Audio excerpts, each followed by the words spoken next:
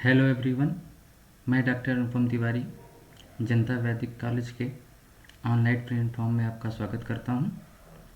आज हम सीखेंगे कि फ्रूट से स्क्वैश कैसे बनाया जाता है। तो सबसे पहले हम जानेंगे स्क्वैश क्या होता है। स्क्वैश जो एक नॉन एल्कोहलिक यानी कि इसमें अल्कोहल नहीं होता है, कंसनट्रेटेड सिरप है जिसमें फ्रूट के द्वारा इसे सुवासित किया जाता है। सुवास के बारे में जानते हो, टेस्ट, फ्लेवर और एरोमा मिलके सुवास का निर्माण करते हैं।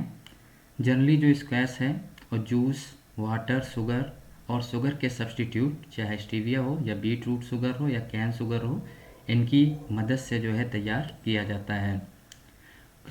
अगर हम देखें, परंपरागत रूप से भी स्क्वैश बनाए जाते थे और इन स्क्वैश में हर्बल एक्सट्रैक्ट मोस्टली जैसे जिंजर के स्क्वैश प्रचलित पुराने समय से ही प्रचलित हैं।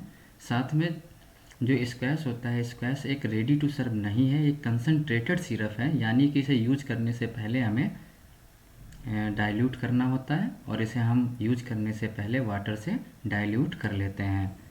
जनरली अगर देखा जाए तो मैंगो है, सिट्रस है या दूसरे फ्रूट्स हैं उनके जैसे बेल हो गया, इनके स्क्वैश जो हैं भारतवर्ष में प्रचलित हैं, जो पेय के रूप में प्रयोग किए जाते हैं। एफएसएसआई के अनुसार देखा जाए कि एक स्क्वैश में मिनिमम जो फ्रूट कंटेंट है वो 25% होना चाहिए, यानी 25% से फ्रूट कंटेंट स्क्वैश में कम नहीं होना चाहिए।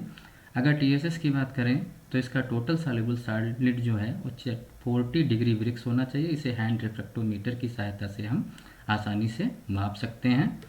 इसके अलावा एसिडिटी जो है 1.5% होना चाहिए एज एनहाइड्रस सिट्रिक एसिड के रूप में, और किसी किसी बुक में जो है आपको 1% या 3.5% भी देखने को मिलेगा, लेकिन जो मोस्ट बुक्स में देखने को मिलता है तो लगभग जो है 1.5% इसमें एसिडिटी होना चाहिए। इसमें दो प्रकार के प्रिजर्वेटिव का इस्तेमाल किया जाता है इसकी स्टोरेज लाइफ बढ़ाने के लिए, जो क्लास 2 प्रिजर्वेटिव हैं। पहला है सल्फर डाइऑक्साइड और दूसरा है बेंजोइक एसिड। तो सल्फर डाइऑक्साइड की 350 ppm मात्रा और बेंजोइक एसिड की 600 ppm मात्रा जो है इसको प्रिजर्व करने के लिए सफिशियंट होती है। 350 ppm का मतलब हो गया 350 माइक्रोलीटर SO2 अगर 1 लीटर में मिला दी जाए तो 350 ppm का सल्यूशन बन जाता है। इसी तरीके से अगर हम देखें तो पोटेशियम मेटाबाइसल्फाइड को डार्क कलर के जितने भी फ्रूट्स हैं उनका अगर स्क्वैश बना रहे हैं, जैसे जामुन का स्क्वैश अगर हम बना रहे हैं तो उसमें हम इस्तेमाल ना करें।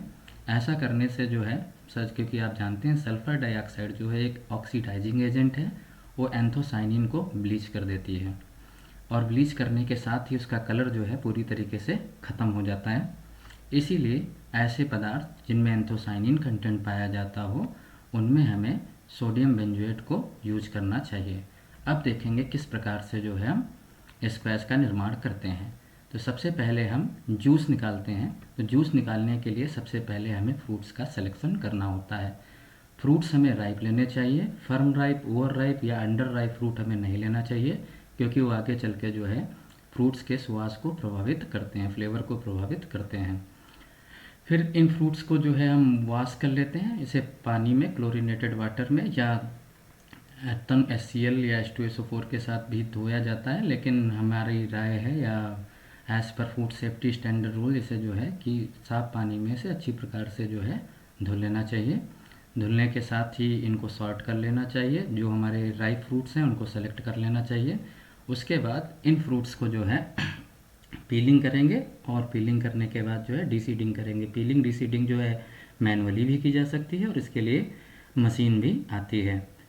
फिर इसके बाद इसे क्रश और कटिंग कर लेते हैं। क्रश और कट करने के बाद इसे जूस या पल्प एक्सट्रैक्टर मशीन में डाल देते हैं, जिससे इसका पल्प निकल आता है, जूस निकल आता है। फिर इस जूस को क्लेरिफाई करते हैं। क्लेरिफाई जो है वो सेंट्रीफ्यूगल मशीन के द्वारा किया जाता है।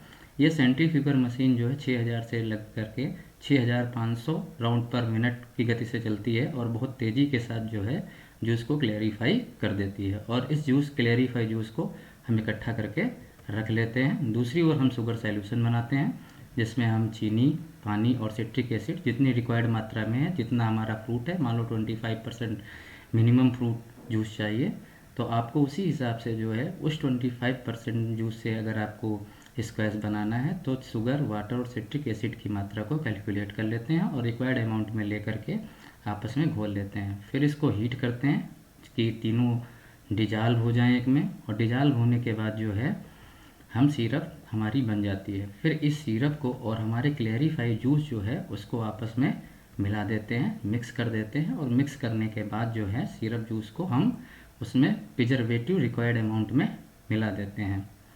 उसके बाद इसे हमें होमोजेनाइज कर लेना चाहिए, और होमोजेनाइज करने के बाद जो है इसे रूम टेम्परेचर पे यानी कि कमरे के तापमान पे कूल कर लेना चाहिए। कूल करने के बाद जो है इसमें हम डीएरेशन कर देते हैं, क्योंकि अगर हम जब जूस का निर्माण करते हैं तो इसमें बहुत सारी ऑक्सीजन की मात्रा उपस्थित होती है, और ऑक्सीजन होने के कारण जो है इसकी जूस की जो पोस्ट हार्वेस्ट क्वालिटी है वो घट जाती है। इसके बाद लीडिंग करते हैं यानी कि कैपिंग कर देते हैं। कैपिंग करने के बाद लेवल लगा देते हैं। लेवल में हम डेट ऑफ मैन्युफैक्चर लिख देते हैं, और डेट ऑफ एक्सपायर क्या है उसको लिखने के बाद जो है इसे स्टोरेज कर लिया जाता है और भेज दिया जाता है। आप देखेंगे कौन कौन सी मशीनरी है जो इसमें यूज होती है। तो सबसे पहले यहाँ फ्रूट वाशर है।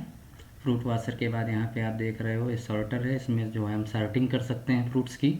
अगर कोई भी अनराइप फ्रूट है, ओवर राइप फ्रूट है या फर्म राइप फ्रूट है तो उसको अलग कर लेना चाहिए। यहाँ पे डीसीडिंग करने के लिए या पीलिंग करने के लिए मशीन है, और यहाँ पे ये यहाँ से जूस एक्सट्रैक्टर है जिससे हमें जूस या पल्प की प्राप्ति होती है।